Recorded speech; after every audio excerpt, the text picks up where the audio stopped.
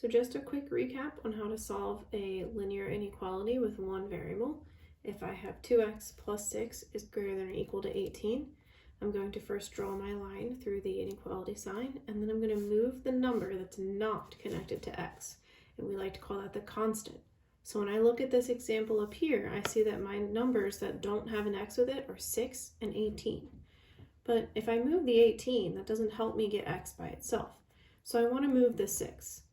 So how can I move the 6? I have to do the opposite. So if this is 2x plus 6, I'm going to subtract 6 from both sides because I want that 6 to cancel out.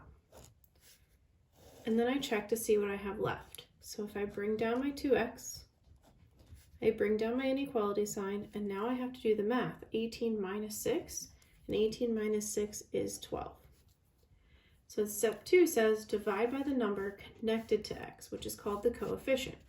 So when I look up here, I have a 2 next to the x, and then I have a 12. Well, the 2 is the one that's connected to the x, so I'm going to divide by 2 on both sides. My goal is to get that number in front of x to cancel out. So x greater than or equal to 6. I can come back and test my answer up here in the beginning.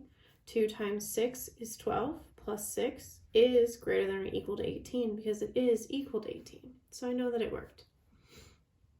My second example over here, I have negative x plus 4 is greater than 37.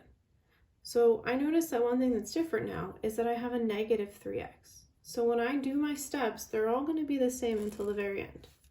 So the same strategy like I used for this one, I want to cancel out this number by itself, so I'm going to subtract 4. Bring down everything that I have.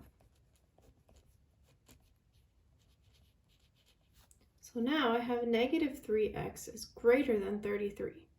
So I'm going to divide by negative 3 on both sides, just like I divided by 2 on the last example. So I can cancel this. But this time I have to pay attention to the fact that because I divided by a negative number, my symbol is going to flip directions. And that's something that we have learned before. So when we divide by a negative number, we want to make sure we flip the inequality. So hopefully this helps you remember.